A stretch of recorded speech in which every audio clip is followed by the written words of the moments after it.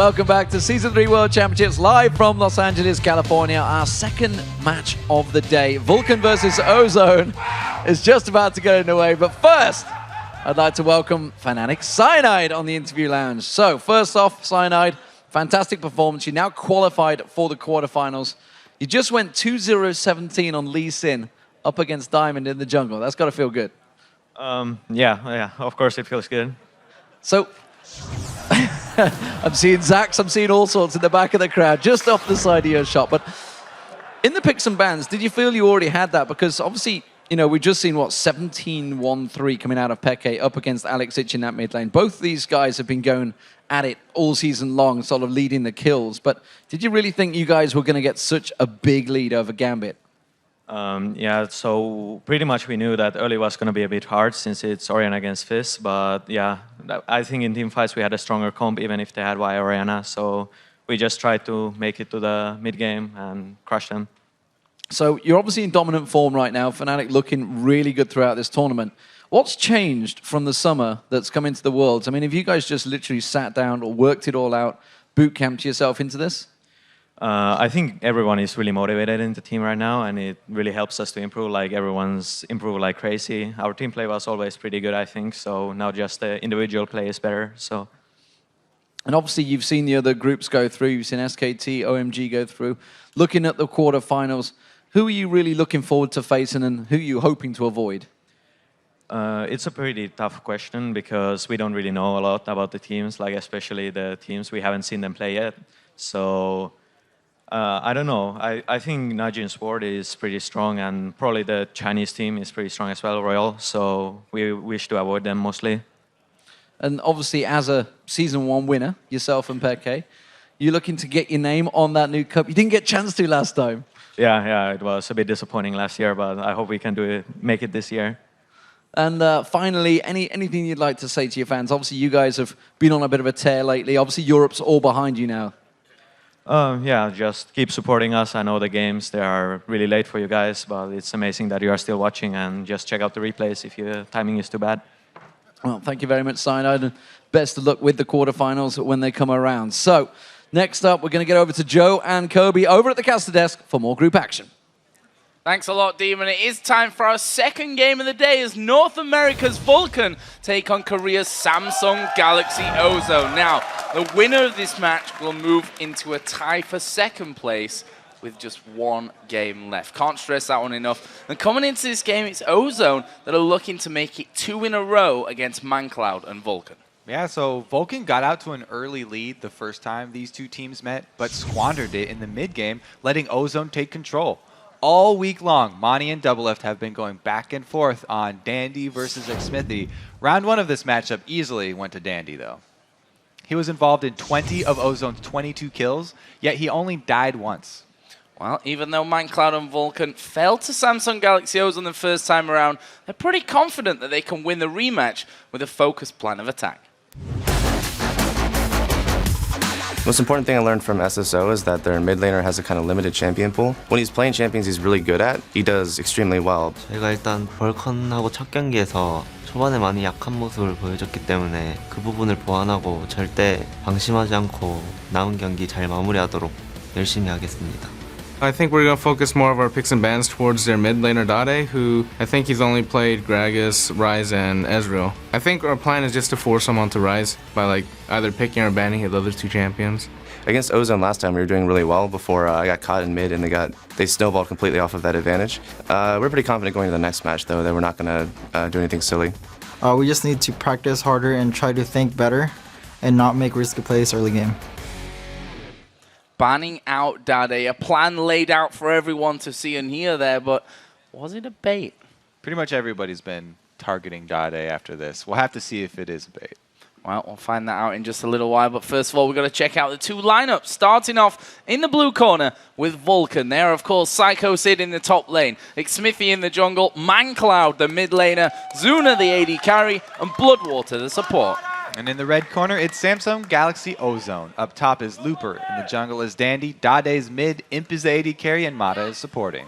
So we're about to get into Champion Select here, but let's talk about that before we get there, because it's a little bit up in the air, and I want to focus a little bit more on Dade here because he's the obvious choice to really look at. He's played a lot, but not really found his comfort zone yet, I'd say. I'd say Vulcan's definitely not going to give them Zed. So that's number one, because that's a champion that everybody's afraid of Dade on. They'll be happy giving him, Rise or Gragas or something like that, though. Well, we'll have to see. And we heard that plan going out there that they're going to try and focus on Dade and make him play that Rise. We're going to find that out right now, though, as we get into Champion Select. Vulcan having the first picks and the first bans, and their first ban coming out here will be a Caitlyn. I think Samsung Galaxy, Ozone as well, they talked about focusing more on their early game mistakes. They might focus on the junglers a bit more, too. Take something away from Smithy. Well, right now, Vulcan clearly lied to us somewhat in that video. Clearly. They've banned out Caitlyn, Lee Sin, and Thresh, focusing completely on everyone, again, other than Dade in this one. So, other side, Ari, Corki, and that Zed banned out by Ozone. Yeah, because Vulcan are first pick, and they're aware that Mandatory Cloud has a huge champion pool. Mandatory Cloud can play Zed. They don't want to give that one away, so Samsung Galaxy forced to sort of ban away Dade's best champion here because they're second pick. Another thing that's left open here is Shen. Now, both top laners here, both Looper, who we also have to add in, coming into this tournament without any experience whatsoever on the pro scene, done really well so far. Has played Shen, has played Singed. Same goes for Psycho Sid, locked in. He'll probably be doing Singed. Every time that they've gone up against Shen, they've locked in the Singed. They can actually save that one for a much later pick, so they can take two higher priority ones here. They talked about early pressure. Elise in the jungle, amazing at getting that off. A much better early game for Samsung Galaxy. And taking away Bloodwater Sona is always a good idea. Well, that Elise pick up there is funny. If you look at Dandy's stats, he's only actually played 2 junglers so far. The Jarvan and the Elise. Obviously, a lot of Lee Sin bans coming his way as well. And therefore, he's going to be settling in with the Spider Queen once again. On the other side here then for Vulcan, what are they going to lock up this time? Support already gone, so they can save that for whenever they need to get around there and go for those more hotly contested choices. With Thresh being banned and Sono being taken already, the support they'll probably go with is that Zyra, but you're right, they can save this one. So Samsung, they can save their Singed pick much later, and then Vulcan can actually save their Zyra pick for much later. They don't want to show the mid lanes very early, though. So those ones probably are going to be relegated to the next round of picks. Well, we see that Zyra will be picked up here along with Karma, Jarvan, Karma, no, Jarvan is the one that they go for there in the end. Again, a new pick here from Smithy. He's played 4 games of Vi, 2 games of Elise so far. First time we're seeing Jarvan here in the World Championships for him. Yeah, Jarvan definitely very strong early game jungler. With Lee Sin being banned out, Elise being taken, they are trying to have Smithy, answer whatever Dandy's going to go with here. So far, we talked about, Dandy having the slight upper hand against Smithy, but Jarvan can make those moves very early as well. So, Ozone here picking up that Singe. We thought that might come in against the Shen pick, and also a Vayne for Imp. Yeah, and the biggest thing here is that they save Dade for counter picking. They don't want to show that early. Vulcan talked about how much they were focusing on it. They didn't use any bans on him yet, but Mandatory Cloud, with such a large champion pool, can easily use the pick advantage to counter Dade if they actually lock that mid lane in early, so they save it to last. So it looks like it will be that Zyra-Ashe combo, which they went with against Mineski actually in their last game. Ended with some pretty impressive scores for both Bloodwater and Zuna that time around. It will be a Twisted Fate pickup here for ManCloud. Now going Twisted Fate against Dade is pretty interesting because Dade mainly plays attack damage champions. He does not play a lot of AP champions. Even though he does main mid, it's mostly attack damage. And they go back to one of the things that was successful for them, which is the mid Ezreal. So they're going to have a double AD composition with Singed as a teleport split pusher. So Singed, try and draw resources from Vulcan up top while the rest of his team takes early turrets. Makes use of this 4-man range squad that they're going to have. with the CC of the Crescendo and the Cocoons to try and keep them safe. However, Vulcan, Ashe is really good against that because Crystal Arrow guaranteed engage. So we've got two very interesting lineups. Let's see what you guys at home think about this game. According to lolesports.com, 60% of you going for Ozone this time around, and our analysts all thinking the same. I don't know. After seeing this champ select, I'm feeling like Vulcan have a pretty good chance. Analysts went over it, though. Vulcan have been making a lot of sort of careless mistakes that have just thrown whatever game plan they had out the window. Well, that's certainly something that they need to change this time around. This is pretty much the game now. This is the make or break game in this group. Gambit losing out to Fnatic gives a very big lease of life, so to speak, to both Vulcan and Ozone in this one. But it really depends on who wins this game as to who's going to be challenging them come the end of the day. Vulcan also, by the way, have said that any team with Shen plus Twisted Fate should never lose. They, however, did lose with that combination in the North American LCS. We'll see if they can actually execute it this time because that combo of the dual globals is one of their favorites. And since they've also added in a bottom lane with Ashe Arrow, another global, they just have so much engaged potential and the ability to turn the champion numbers in their favor. Well, here we go then. We're going to get into game. It's Vulcan versus Samsung Galaxy Ozone for what is the most important game that these guys are going to be playing, certainly this week. For now, the first week here of group stage here in the World Championships for Season 3. We see Looper there, got his sun cream strapped to his back and not going to be face checking through there. Dade, he's just hanging off to the side here and will actually throw that Mystic shot through, which will connect onto Zuna, but Vulcan playing aggressive here at level 1. They know that they've been spotted, so they're just going to try and get some wards down on this little excursion and then exit the jungle as safely as possible. They got what they wanted. They've got complete vision of this blue side jungle of Ozone. Now they're setting up something really sneaky. This could be a late invade on the blue buff. Ozone have to be very scary because they didn't get any of their own vision down before the invade came off. And this is the game to not risk pretty much anything going forward. And we can see that Ozone seem to want to play it very safely as well by sticking to this top side of the map where they know that Vulcan don't have that vision down right now, where they know they've got vision from the two entries on the top and that ramp side. So if Vulcan play this right and they just take away the blue buff and exit bottom river, then Samsung Galaxy will still not have any idea that they stole away the blue. The ward here from Mata is actually going to tell them a lot, though, because they'll know that Smithy's not immediately going over to his own blue as a second buff. Well, we do see that blue buff start. Smithy is going to be taking this one away. Why is he going to go from that? You'd imagine straight to his red, but it also allows Dandy the opportunity to get over to his red as well. Yeah, Dandy can easily go with the counter blue steal here because of the 2v1 lane swap. He has his support up in the top lane to back him up with that jungle invade, and that will probably be just a regular old buff swap here. Both of them taking away the other's blue buffs. So, Hank Smithy did go over to his red. That's going to be just the exchange of buffs at this point. We are going to be seeing 2v1 lanes in this one, though. We can already see Vayne up top there, so that's going to be Vayne Sona versus the Shen. Bottom side matchup will be the Singed versus Ashe Zyra.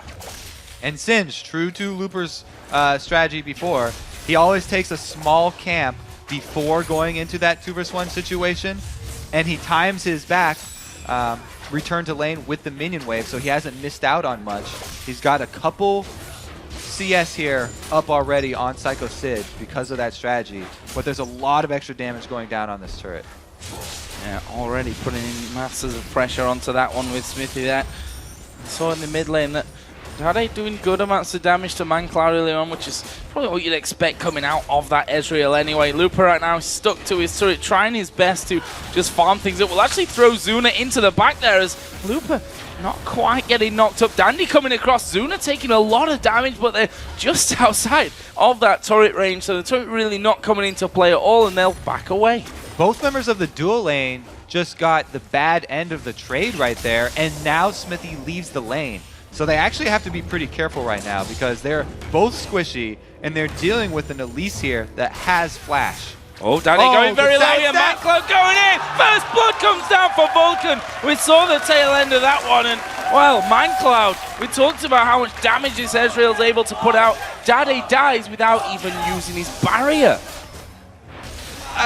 Dade's going to get so much flack back in Korea. He already has been having a terrible time this tournament.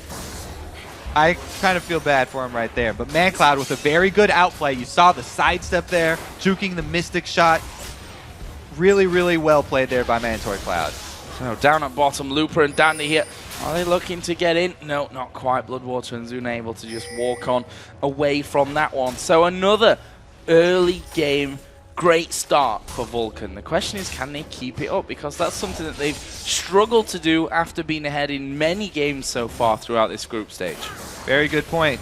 But we did have the very crucial TF in mid getting that first blood. So not only did he get the gold, but he also has experience advantage. And an earlier 6 for TF means that that advantage in mid lane translates to the side lanes. So if Dade does not ward up his mid lane, now after giving up that first blood, his TF is going to roam wild here. Mandatory Cloud can go gank top or bottom and make the other lanes feel his pain.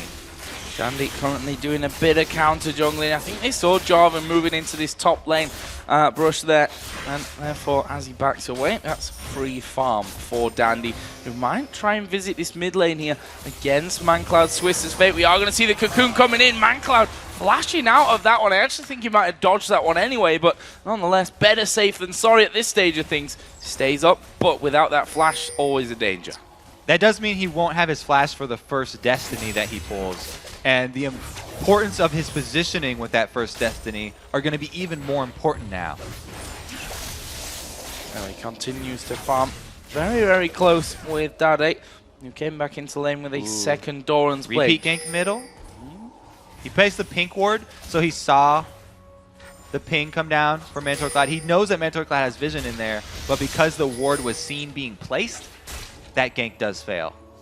One thing that they now know, though, is that Smithy once again has gone down to this bottom lane. Looper just going to back away from this one. They're going to give up this turret. This is going to be the first one of the game for Vulcan. The duo lane for Vulcan is super scary right now because there's 2 globals to back him up. Mandatory Cloud can come from the middle, and Psycho Sid actually needs a couple more levels, but once he gets his Stand United, then they'll be able to turn everything towards that duo lane.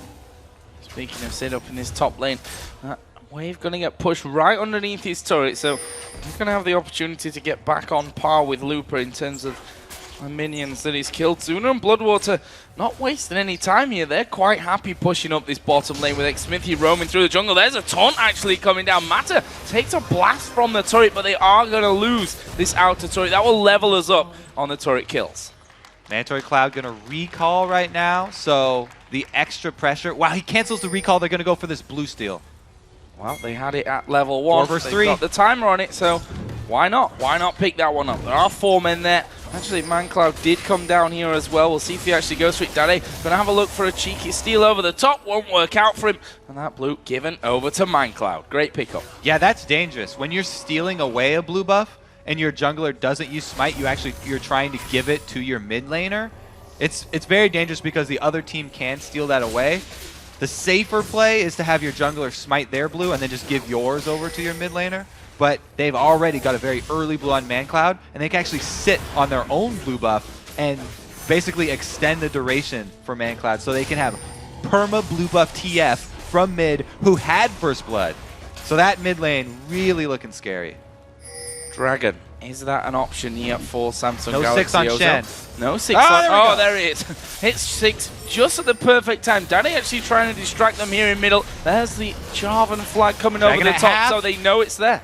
They should... Vulcan should definitely contest this. They're They going go in for it. There's the Stand United coming got in. They managed to steal the Dragon as well. Smithy goes low, but we see the ManCloud coming in from the bottom. There is a cleanse used by him, but ManCloud is going to pay the price of his life here. Looper charging on down onto Zuna. Can't get the slow off onto him. Long back into the rest of the team. He will fall as well. Mata picking up the kill. That will be a 2 for 0, but the Dragon taken by Vulcan. Shen did not come into that fight, so turned out to be a 4 versus 5, and that turned it around. If Shen had been there, this would have been huge. Smithy didn't go down. There was no cancel here. Don't know what happened with that Stand United. That's very unfortunate for Vulcan. Well, not picking up any kills from that one, but well, it would have been a lot worse if X-Smithy missed his smite and ended up losing out on that dragon anyway. That's a turret down as well here for Ozone. That will put them up in the lead now in gold by around about 500. So let's see how that translates and look down some of the items. The needlessly large rod actually coming out for Minecloud. On the other side for Dade, he picked up that tier earlier on, not been back since then. That means that Ezreal is really at a weak point right now too, because only 2 Doran's Blades as far as combat effectiveness goes, whereas Mandatory Cloud, 2 Doran's Rings, plus a whole needlessly large rod up on Dade. That was the blue buff actually finished off. Looper just coming around the jungle there. He needs to be a little bit careful of how confident he gets with that one. Obviously, he doesn't have that ghost available to him. Does have the Insanity Potion still to run down, though. So he can speed up and get himself out of there if needs be. But Psycho Sid not coming down from that one. Something that's probably going to annoy them from that. I'm not sure whether he just said, okay, if I come down, I'm going to die anyway. So I'm just going to leave you kind of hanging in that scenario and just give you that shield. He's now picked himself up the start off of that Sunfire Cape with a Giant's Belt and that Chain Vest. Yeah, I don't know. We're not sure what happened to that Standing Dive. The only way to really cancel that is to like burn your flash. And I looked at the replay, he just walked out of it. Anyway, we do have Vulcan here grouping up in the mid lane. Now that they've lost their side turrets, their extra pressure from the double globals actually falls off a bit, and they have to defend their own jungle. Oh, Mata in trouble here, going to get knocked up. He's inside the Cataclysm. Smithy knocked up and suddenly gets a wall, but there's the arrow. Minecloud comes in as well. Turn around here from Vulcan. Destiny going to come down. Dandy stunned up, but can they finish him? Yes! Grasping Roots, the knock up as well. What a turnaround there from Vulcan. It's Smithy that picks up the kill in the end. And they should be able to take this turret as well. Oh, Mata, so dangerous in there. Trying to get the very deep wards down. Great collapse from Vulcan. Also, great arrow right there. And the flash over from Mandatory Cloud. Perfect crowd control. And gap closing at the right time there from both Vulcan members. That is the mid turret here going down for Vulcan. They will level them up on the turret kills, put them ahead in kills. And a 2,000 gold lead now they have. Let's have a look at that one again. Beautiful snare out of the bush right there. Mata just got way too close to an area he didn't have vision of. And the arrow making sure Imp doesn't get out. Really, really good stack there. Mandatory Cloud started it off, and Mandatory Cloud's also going to finish it off. He catches Dandy. They come in again. More stuns stacking here. Psycho Sid in the top, able to skirt around that extra little slow pool. So well done there from Vulcan. But can they keep it up? That's the question that's been nagging them throughout this group stage so far. They've done well in the early games of pretty much every single game, but they've not been able to carry that one through. And this is a game where they need to really to avoid those mistakes. They said it themselves after pretty much every game. We make mistakes. They definitely have a plan right now, though. They want to get all of the outer turrets. They see Vayne bottom. They send everybody up top. They do have Stand United, and they also have Crystal Arrow. Destiny is going to take a while to come back, but they have the numbers advantage up top. Imp freezing bottom. Vulcan are definitely going to take this turret. They see that up inside of the brush. They're going to get rid of that ward thanks to the Oracle that he's currently running, and going to move in for another turret kill here. Minions not quite playing in their favor from this one, but I'll get a good few hits off. Next wave, that turret will be going down, and we can see that Ozone actually trying to make a play of their own here, possibly True Shot Barrage. Gonna come across, only hitting the back end of those minions. The turret does go down. That will put Vulcan ahead on that front, but will they be able to save their mid turret now? Oh, they're gonna go for the inner. All right, this is gonna be a race, but Vulcan are one tower deeper than Ozone are right now. So if they continue with this race, Vulcan are just gonna go straight to the inhibitor. Wow, they are going to keep going from this one. We can see the recall coming in there from Samsung Galaxy Ozone. They've lost their inner turret in that top lane. Vulcan trying to pick them off here. Like we said, Crystal Arrow is up. Destiny, a couple more seconds. Oh, Sid showing himself there from that one. Are they going to commit to this? To be honest, if those minions can come up, they've got a positional advantage to go up that mid lane. Dragon's coming up here in 20 seconds as well, we shouldn't forget. So all that Vulcan have to do right now is get in position to contest this Dragon.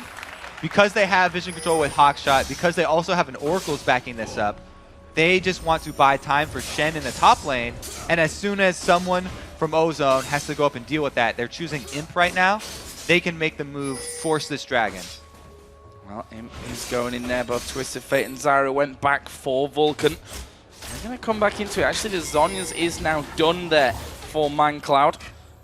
See for Zyra picking up that Sightstone. Got a GP10 wearing boots in there, as well as a couple of loose wards as well. Currently no vision on Dragon whatsoever, which kind of surprises me, considering that they were so heavily around that area early on.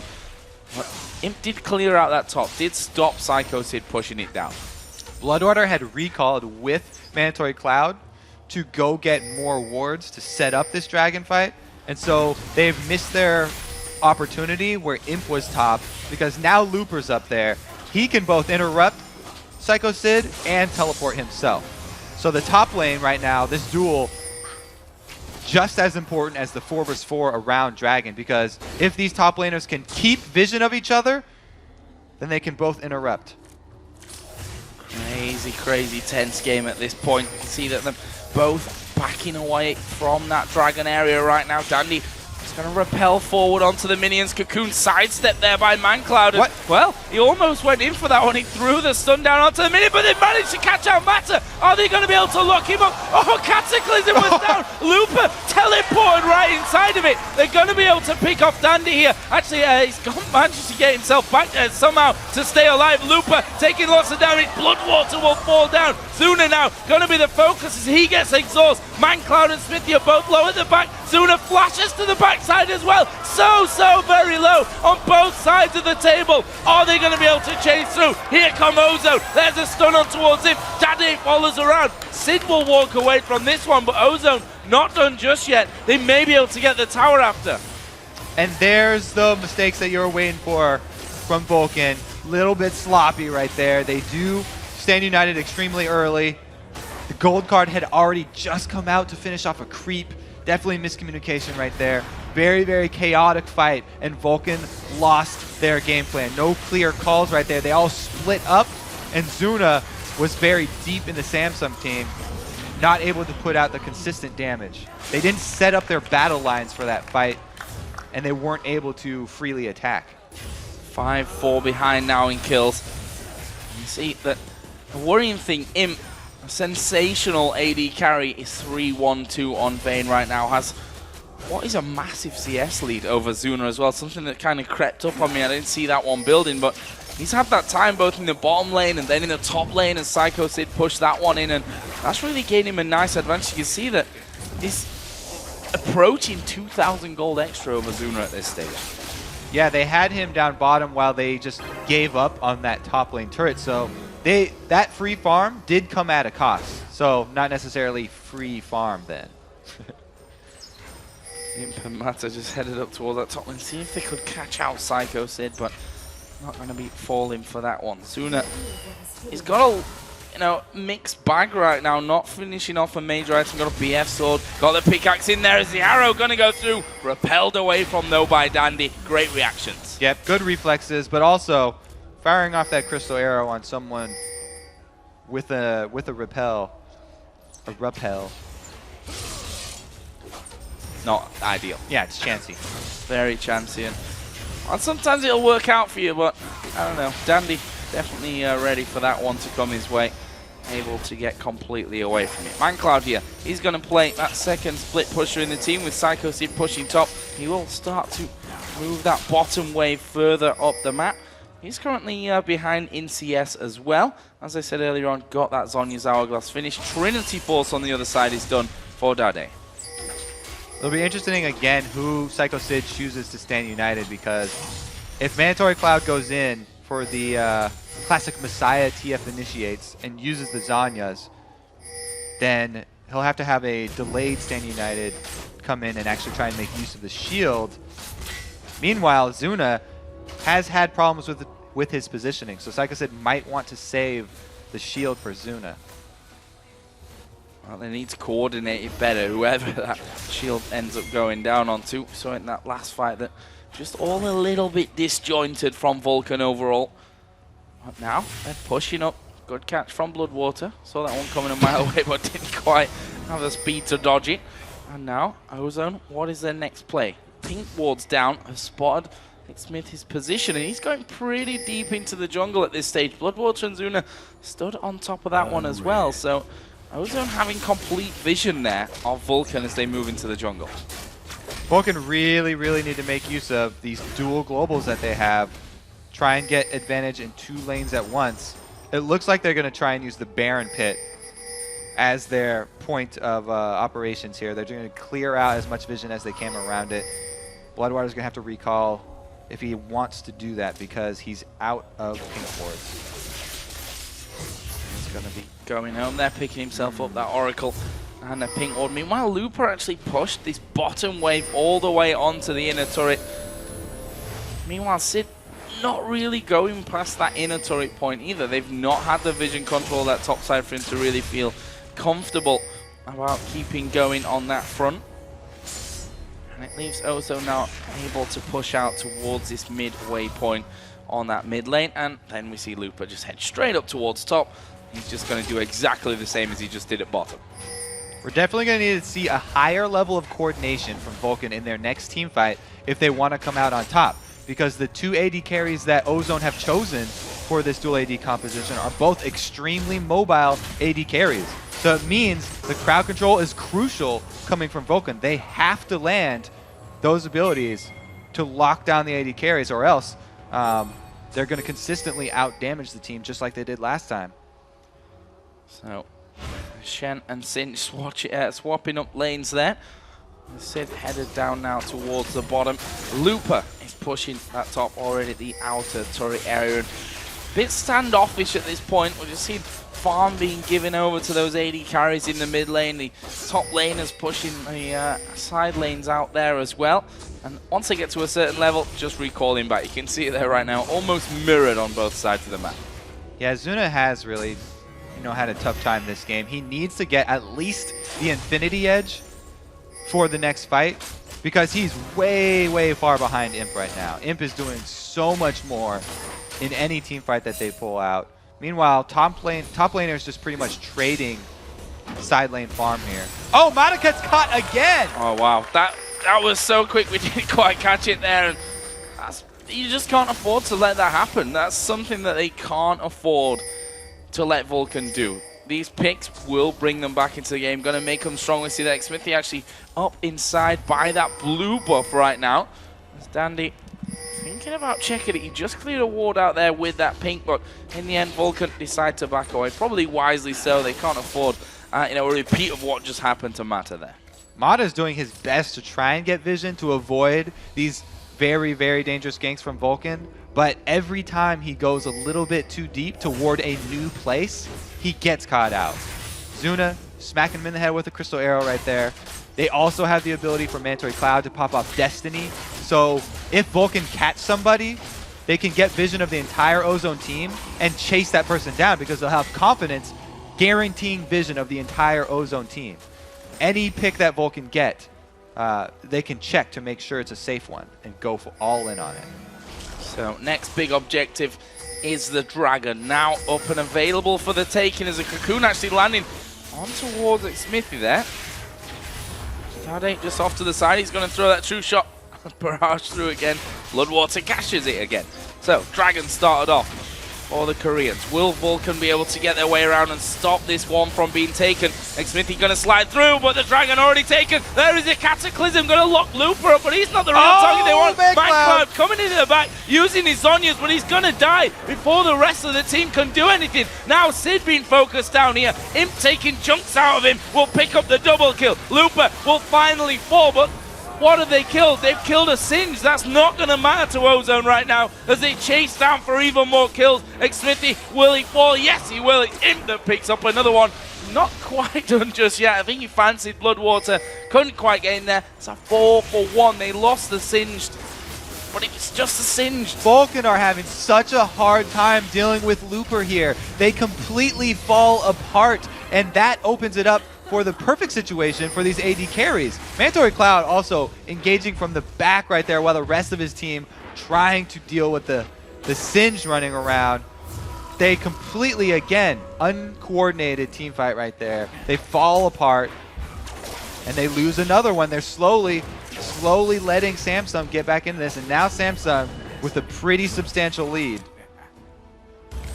That was Mindcloud using Destiny to get up towards his blue buff. Also, the fact that he can see that Ozone have all backed away from where they were. And now, in theory, a good idea. We see that, you know, the Messiah Twisted Fate Destiny, so to speak, where he gets in there and zonies, but it requires your teammates to actually be right there on top of you as well to start the fight from the front side. And the fact was, Looper caught up inside of that Cataclysm, ran around in circles for a while and made a beeline to them. They all just ran away, and Mindcloud easy fodder.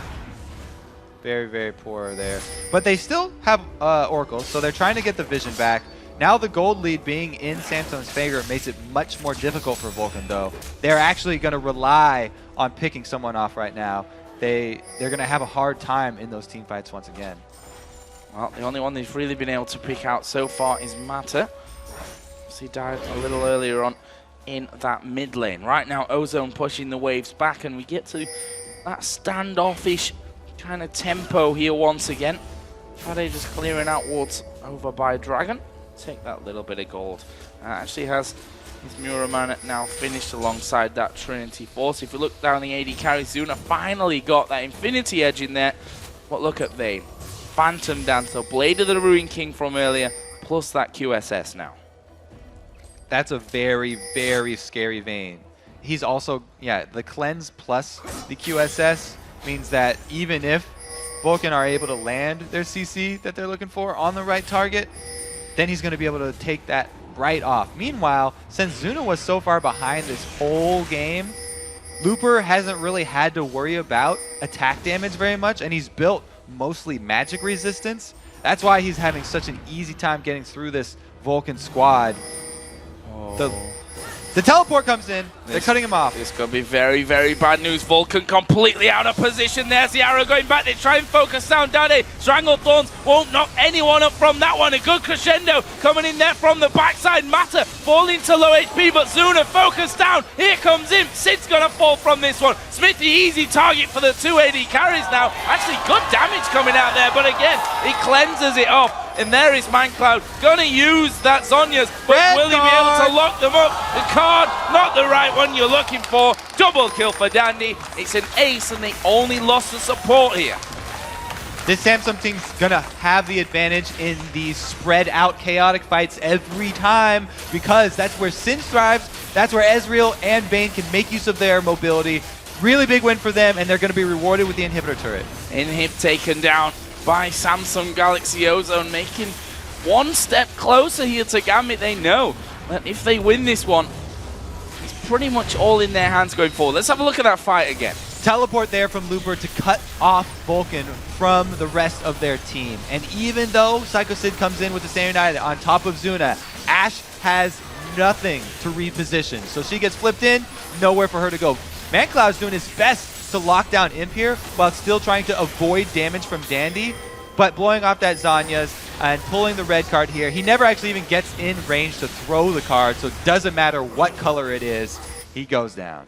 Could have been the rainbow-colored destroyer of all cards, and it still wouldn't have made a difference. Ozone here, turning off towards that Baron. Red buff going to go off towards Imp. More wards put down from Vulcan's side again. And we have to point it out because it's been a recurring theme for Vulcan. A strong start. But where the decisions have really counted coming into this mid-game with the team fights, it's gone horribly wrong for them. And again, I kind of talked about setting up the battlefield lines there for Vulcan earlier, and they still haven't really been able to do it. Their team is a much more traditional team that relies on Shen and Jarvan in the front, TF Ashe in the back, and Zyra controlling the middle with her Stranglethorns. In the last fight, we saw the team all grouping up, Vulcan sitting on Zyra's Stranglethorns to try and stay safe. But all Ozone had to do was spread out. Nobody got knocked up from that. There was no control being supported right there. And they just burned down Vulcan. Another turret taken. So, as the average game time for these teams, 30 minutes 29. Actually not an unrealistic target here for Ozone, the way that things are going. Already longer than the average Vulcan game, as we get a short pause in here from that one. That'll be rectified here shortly, and we can carry things on. But it gives us a little bit of time to talk about this game, Kobe, because, again, both teams have their fate in their hands right now, and it's Ozone that are outplaying Vulcan. They definitely deserve it right now, too. I mean, Vulcan, they got the composition that they want. This is not something new that they're trying. They've said many, many times that they put a lot of emphasis on the Twisted Fate plus Shen combination, and they also were able to get the Ashe Zyra on top of it. It's a very, very global heavy composition, but like I said, you have to be able to set up controlled team fights for it to pull off. And Ozone have played to that chaotic style and really benefited from it. So apparently there's a slight problem with Zuna's mouse, which might explain that last Ashe arrow that went flying through the middle of everyone, off into the distance there. But hopefully that'll be getting fixed up here shortly, and we'll be able to get back into it. Don't forget, there's that rule in place. The team's not allowed to talk about the game during these pauses, which you might think, okay, this is actually great for Vulcan. Gives them the chance to think about things, but think is the only thing that they can do. Not allowed to communicate whatsoever in this time that they've got while Suna's mouse has been fixed. Yeah, they're going to be a little bit sad sitting there thinking about how it's turned out, because they'll remember the early gold lead that they got and what it's come to. At this point, they've kind of been forced inside their base, which is what you don't want to happen when you have the Twisted Fate plus Shen combination. You want to be out on the map, making use of those so you can pull off picks, so you can extend your vision advantage. But they've been now quarantined in their own side of the map by Ozone. And it's finally safe, at least for Mata, to go warding bushes, because Ozone are the ones in command of the jungle now. And when we think about where, as you said, outside of the base is where those globals really come into their effect, we didn't see too much of it in the period of the game that, honestly, it matters the most, I guess we can say. It was mostly them making use of it inside their own jungle, you're right, with the collapse onto the Mata, turned into Chain, a few kills on that, where they really started rolling, but they weren't able to hold it together.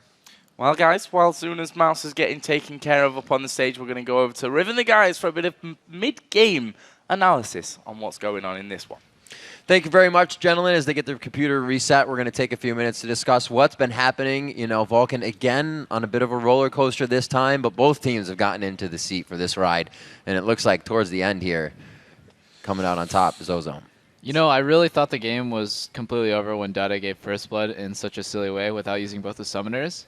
But it's surprising. It surprised me so much when they came back in. I felt the game was over after picks and bans. Yeah, I agree. It's crazy. Like, we saw the very start of the game, Vulcan pulled a strong early lead, but like their composition, it's very similar to one they played against Mineski. It's execution-based, and it's extremely low on damage. So if Ozone gets a little bit ahead, they seem to be able to steamroll. I think any team comp is execution-based, but this team comp has so many more options to beat the other team. Sad that Vulcan got away from that lead. Another interesting thing is that Ozone chose to put Singe in a 2v1. They actually swapped Vayne to go 2v1 the Shen, who's significantly better than a Singe. Like, because at least Shen can CS and taunt under tower. Because Ashe Zyra would completely do really bad things to Vayne Sona. Well, I mean, to go back to the composition from Ozone as well, as Double Lift knows, how much do I like double ADs with a scaling AD like Vayne and Tristan and Double Lift? We've heard the wrath of Monte Cristo on that. Monty hates pretty much any double AD comp without Caitlyn. So why is this? When do you turn to it? Well, basically because if you have Caitlyn Ezreal, right, you can abuse that early game advantage from the Caitlyn range, and you can close out the game very quickly. But especially if you're playing against Shen, who can get these Thorn Mails in the late game, if you're waiting for your Vayne to scale as well, then it can do really, really awful things to you. Because if Shen hits that item threshold, then you don't have the damage anymore due to too much armor. But like you're saying, Jet, with the low damage on the other side and the fact that Zuna got significantly behind in terms of CS, they really didn't have a lot of damage for a while. They had a Zhonya's first Twisted Fate and an incomplete Infinity Edge on an Ashe, and that was it, you know? Oh, well, the big turning point was a fight, which will, once this game is over, we'll go into that replay as well, where Vulcan just really was too uncoordinated to bring it home. They had the advantage, they had the possibility to make it happen, and yeah, it just didn't happen. And really, really impressive play by Imter, no? All right, guys, it looks like they are actually ready to get back into the game, so we're going to go ahead and send it back over to Joe and Kobe for the rest of the game between Vulcan and Ozone. Thanks a lot, guys. So we're going to get back in and see if Ozone can finish off the game or whether Vulcan can make a bit of a turnaround from this one and buck the trend that's been happening to them so far. But once we get back into it, I mean, we just heard the analysis, guys, and what they had to say about the whole composition, the whole execution nature of this one, and how kind of fine line it is that you've got to ride to win this one. How do they come back from a scenario like this? Well, as Crepo said, you know, most compositions are execution-based. It's much harder to execute no matter what composition you have when you're down 6,000 gold. So the options are limited here for Vulcan. Really, they're going to be looking for picks on isolated targets because of their low damage. You know, at least Zuna now does have the Infinity Edge, so his crit will pack a little bit punch. But even with that, they don't have very much sustained damage. And they're going to have to just hope to get small wins and delay the game much further until they can get back to sort of even footing on items. Well, for now, Vulcan have stopped them going towards Baron. We saw a lot of pings going down there. Pink Ward actually put down by Bloodwater on the ramp down towards Baron from their side. You can see there, Psycho Sid pushing out. This is the Shen that should be feeling most home when it comes to that split push and roll, and didn't even go even to the halfway point of that bottom lane. Yeah, Singed and even Vayne here. Like, Vayne could now take Psycho Sid. Vayne is a very strong duelist. She has the Blade of the Ruined King, and she also has the Quicksilver Sash on top of her cleanse, so even if, you know, Psycho Sid does get a taunt to try and set him up for something dangerous, Vayne very slippery could get away here. There is Looper farming up whilst recalling. I like that. Classy stuff from Looper. They're going to be getting himself that blue buff as well. And Ozone here have a very firm grip on the map, or on the match, I should really say. No risks, though. We know that this match means pretty much everything to both these teams. The winner will have a chance to go through. The loser's going to have no chance to go through, and that's what really counts here. If we look down the scoreboard as well, something that we've not really touched on, Imp is 8-1-3 right now with a good 30 CS lead over Zuna. Yeah, we've been over how scary that Imp is right now, and he hasn't gotten any less scary. Meanwhile, we still have their tank, just full magic resistor. He's only got a Doran's shield to deal with any attack damage, harass, and it's because, again, not much threat from the Zuna Ashe right now. Attacking a Singed constantly is pretty hard for any AD. Zuna's going to have to be sidestepping for his life right now to try and stay in the back. Right now, I'd definitely be watching out for Flash Crescendo if I'm Vulcan, because those three members that were just at the turret right there, if they're all grouped up and they get all three Flash Crescendos, they can't get any of their CC out, and they could easily be bursted down by the amount of damage this Ozone team is packing, just because of the gold advantage they have. See there, Ozone actually leaving that mid and bottom lane and moving up towards that top side of the Vulcan jungle. Maybe to try and set things up, clear out for a possible Baron attempt. Still that pink ward remains as Looper actually going to be getting a little bit closer. Put down the glue but couldn't get the fling back onto anyone. Not going to be cleared out from him here, but this is an open inhibitor that's very dangerous to channel. They're actually going to go in here, managing to fling Mancloud back, but the rest of the team not quite on the same page. Looper causing all kinds of problems. There's a Crescendo. The Stranglethorn's not doing anything in that scenario, and Looper still keeps running through the team. They force them completely back. Everyone's around about half HP. They take the inhib and run. Great trade there for Ozone. They get the inhibitor down. That's going to afford them the extra map control. Now they can take away the red buff and then just ward up all over the Baron, all over the path to Baron. Since they also know Destiny will be down now too, after they return from base, they can either set up siege on either one of the side lanes, or they can force Vulcan over to the Baron area. Vulcan right now, they're going to be relying on that Hawk Shot because they haven't been able to get any wards into the Baron area. No vision of it right now. And, Andy might get caught out from this one. There's Cataclysm used. Andy, flash available, just flashes out of it completely. And here we go. Ozone, are they going to be able to turn this one around? Imp charging forward, has cleanse. Also has that Quicksilver Sash as Looper will teleport in. Who's the target? Surely going to be Zuna. There's a flash away from Mindcloud. Zuna left on his own. That's a double kill picked up by him. And with those two men down, this could possibly be the finisher for Ozone. Vulcan trying to catch somebody out before the full Ozone team returns to the Baron area, and they have to deal with that lack of vision. But now, 2 men down, Ozone just going to run straight through this Vulcan base. Well, there's the second inhibitory of the game going down. Inhibitor will fall shortly afterwards. Are Ozone going to keep going? Nope, they're going to play this one safely, cautiously, and I think this is the right time of the tournament if you're going to be playing cautiously and safe to do it. Now they make the retreat to Baron with 2 inhibitors down. They actually haven't warded too much up around this path, but they've definitely cleared out all Vulcan's vision. So they can see all the members of Vulcan inside their base with all the minion waves pushed up, and that's just an easy Baron. Easy peasy there for Ozone, and all going to be returning. What extra ridiculousness are they going to be coming back in with? Another BF sword there for Vayne. Quicksilver Sash for Ezreal. We saw another giant spell added in for the team with Looper this time around. Yeah, scary. Yeah, if you know Monty doesn't really like these late game scaling AD duel compositions, but if you get to the late game with this composition, then it's much scarier because Ezreal and Vayne right now are so slippery and they put out ridiculous amounts of sustained damage. This Ozone team right now, because they've gotten this lead 35 minutes in, can really just run anywhere they want. Well, it looks like anywhere. Maybe that bottom lane. Looper's already jogging on down there. And they will be clearing out here very quickly. Zuna now adding in that static shift to keep these waves back, I think, more than anything at this stage of things. But the fact is, Ozone with Looper up there, the big tanky beast that singes.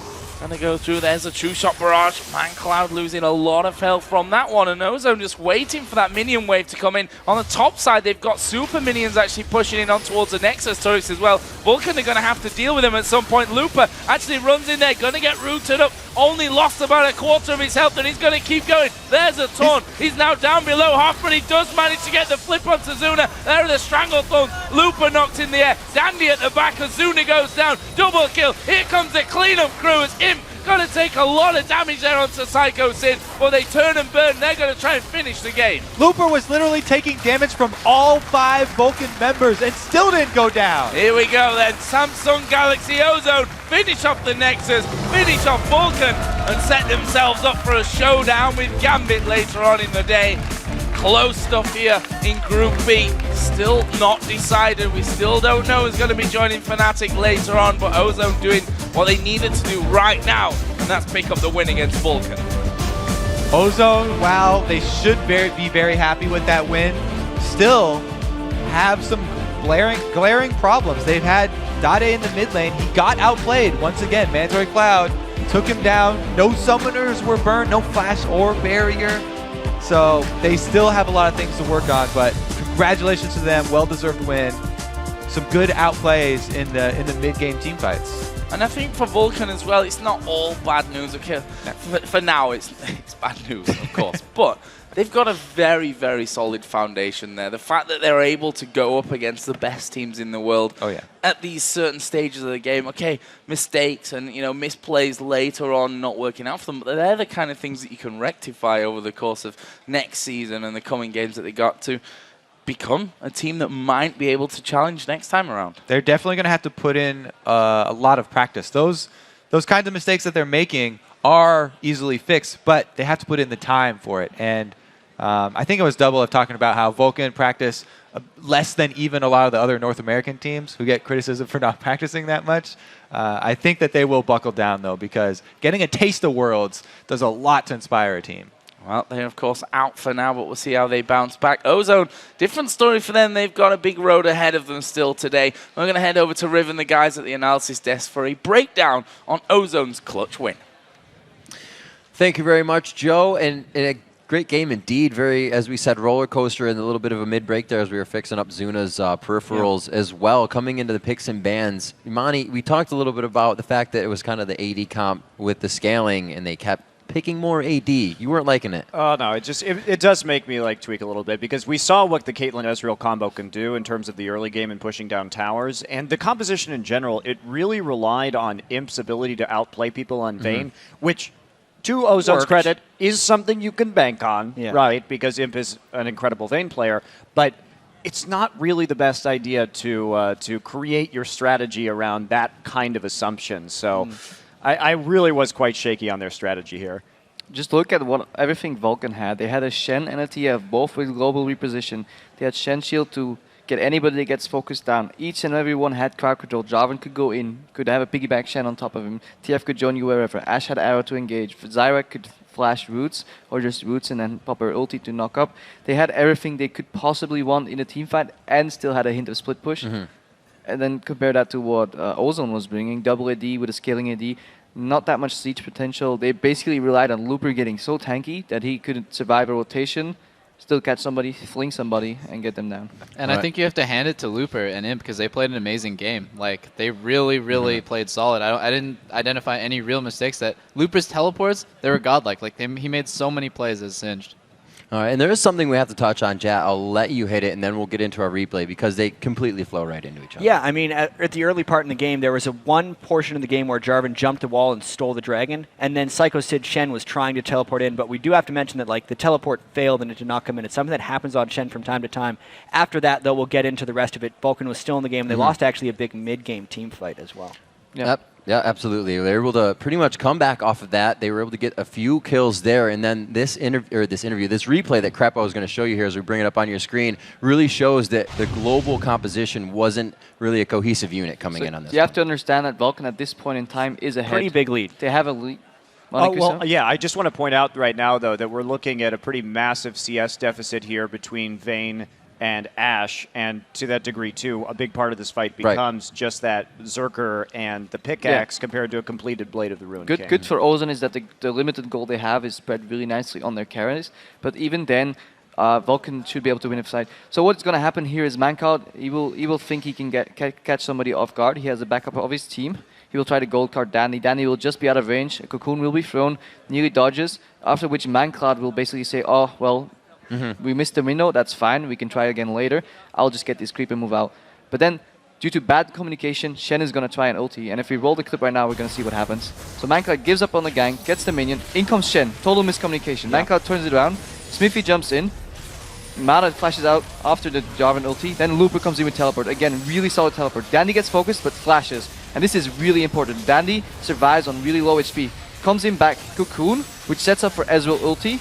And this is where the fight turns around. Imp just lifestealed up from half HP, and he's gonna clean house. Psycho Sid not tanky enough. Looper escaped already, which is pretty damn amazing if you ask me. Imp is just cleaning house right now. Vulcan's on the run. If they didn't kill them immediately, as we said before, one rotation not enough, then the chase composition from Ozone will actually pay off. And this is what swung the game back into Ozone's favor. Yeah, and it's one of the huge things to mention, too, about Imp's Vayne is no matter what happens, he pretty much always ends fights in front of everyone else. He has this impeccable ability to just be in the front line, but generally not die. He starts the fight, disengages, gets back health because of really good peeling. I mean, that Dandy play was so good and so detrimental for Vulcan because Dandy got out on really low HP due to a really nice flash. Normal players would disengage, and no, Dandy just turns it around, throws a cocoon, which triggers the Ezreal ulti, because else the Ezreal ulti wouldn't come. Ezreal ulti then hit two people because that one target was in place, which it makes it easier to aim for the second target. And then, yeah, Imp is like, okay, I'll finish this. And the most impressive thing, I think, is that he's playing against triple globals. He's playing against TF, Shen, and he's up against an Ashe Zyra, which is an incredible kill lane, and he still managed to pull ahead in lane, which is something that really shouldn't be happening. I think Imp played really well. He's almost as good as me on Vayne. Still. Go ahead, Kerpo, but I'm gonna press you on that. I just want to point out that what Ozone did was really well. Singed is considered counter against Shen, but they said, well, I'll sacrifice the fact that I'm playing a counter, put Singed in a 2v1 lane just to allow Vayne to farm, and Singed is actually pretty scary against people who are not used to playing against him. Right. As a support, you always have that little bit of zone, because when Singed flings you into a tower in a 2v1, it gets really messy, especially when a jungler shows up. And with Double F, with your AD carry expertise, what is it about that laning phase? You know, you said that he did good in lane against Globals. Globals come at 6, so the lane should pretty much be easy. But what else do you have to do in your lane to make sure you're safe?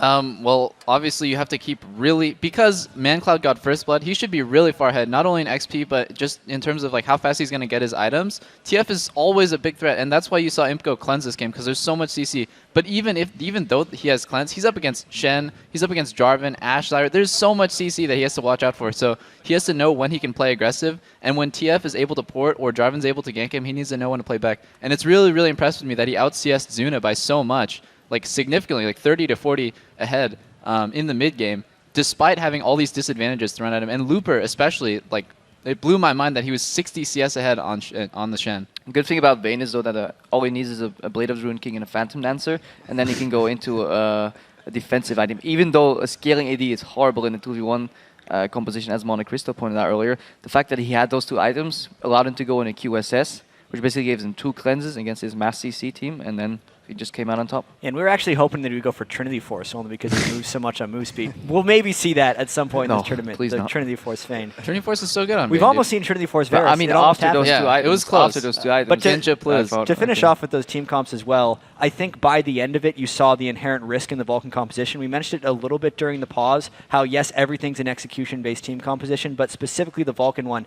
required so much precision and communication that if they weren't hitting the right targets, it fell apart. And at that point, by the end of the game, when Looper was farmed and pushing in the base, he was basically taking on 4 people by himself. And that really swung the game over, because once you can't take out a Singed with their whole team, it doesn't matter. Final thoughts, Monty? Yeah, it just becomes even more execution-based given the fact that Ashe was down, right? Because at that point, she's mostly useful for her CC, and it comes down to really ManCloud to take out the targets. So it was really emphasized right there. And if you stack that CC incorrectly or you use it just slightly wrong, really tough to make it out. All right. Well, with Ozone picking up the win there, let's look at how the Group B standings are shaping up. With their win, they move into a tie with Gambit for the second Group B berth into quarterfinals with 1 game to go. Conversely, with their loss, Vulcan falls to 4th place. And while they haven't been eliminated from the possibility of 2nd place, they would need to beat Gambit in their next game, and Ozone would also have to lose to Mineski to force a 3-way tie for 2nd. All right. So earlier today, we asked you here, as we move on to social media, which matchups would you most like to see in the quarterfinals and why? And here's what you had to say on Twitter. Antagonist LOL says, one matchup I want to see is SKT T1 and Najin Black Sword. I feel both of these teams have huge play potential with every member. I would rather see that as a possible final. Or let's say make semi-final. I'm with him. Of course you're with him. It's 2 Korean teams playing each other. I think it would be a shame if they met in quarters, actually, because both those teams are so strong. I feel like both of them could potentially deserve top 4. We'll see about Sword. All right. Doc Soul says, I think OMG versus Cloud9 will be a great game based off of C9 coming in from a great LCS season and OMG with a great group stage. And that's crazy because OMG's right now, they'd be considered cold not playing. OMG is going crazy. You know, I think that's such a great story, too, because OMG has had such a high level of success in the LPL, and they're kind of like the Cloud9 equivalent, you know, a newer team coming in and really dominating. So it would be super fun to see that matchup, I believe. It's going to be a lot of action. I don't think any of those teams will be farming for too long. Oh, I think everybody wants to see that. Barker Josh says, Gamma Bears and SKT1. I want to see if Taiwan can pull another upset over the Koreans. Happened last year. Yeah, and I really want to see what Gamma Bears really brings to the table, because they were incredibly unknown. But we have to remember they beat out the Taipei Snipers in their qualification matches to beat it. They still had Mistake, and that was really the only returning member potentially of the Season 2 World Championships. And watching those games, they actually seemed like they were fairly strong, but they definitely played slow. So that is going to be, from what we've seen so far in the World Championships, the slow teams are not slow and steady working. does not win the race in the World Championships, not with OMG around. All right, everyone. So congratulations to the winners of the Logitech Gaming Mice. Those were some solid tweets. And remember to keep hitting us up with your matchups all day, because we're at LOL Esports, and be sure to use the hashtag Worlds. All right, guys, everyone picked the winner of last game, which means you've all been perfect for the last 2 days. Pretty impressive, but you're still not catching up to those viewers yet. Up next, it's Fnatic versus Mineski. Crepo, what is your pick, sir? Fnatic. I don't think I need to add much more to that. I just wonder if Fnatic is going to do some more unconventional champions they like playing. I heard they like Yorick, so maybe you'll see that. Oh, man. Yep, I'm also with Fnatic. I hope they don't show anything too crazy because they're already set for quarters. I hope they don't do anything to show anything that they're saving for quarters, obviously. Yeah, I'm taking Fnatic as well. I don't know how much Gambit has to show for the quarterfinals. They could prove me wrong, but I think they've got a style. They came here with that style. They've played that style. It's working great. So, but Fnatic it is for me as well. Yeah, I think Fnatic's going to keep dominating this group. They've beaten all the other competition here, and I think they can take on Mineski. All right, so it seems like the analysts and the casters stick together once more. We've got to take a quick break, but when we return, Mineski looks to make the Philippines proud when they take on first place Fnatic. Plus, Ozone's jungler Dandy will join us in the interview lounge. Don't go anywhere. The Season 3 World Championship. We'll be right back.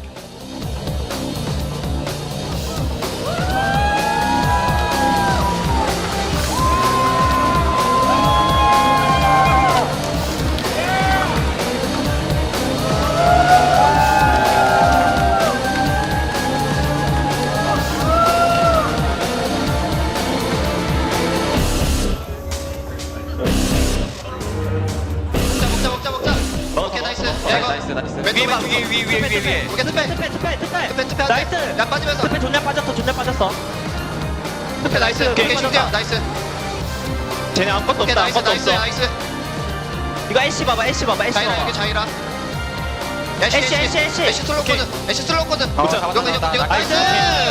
끝났다. 나이스.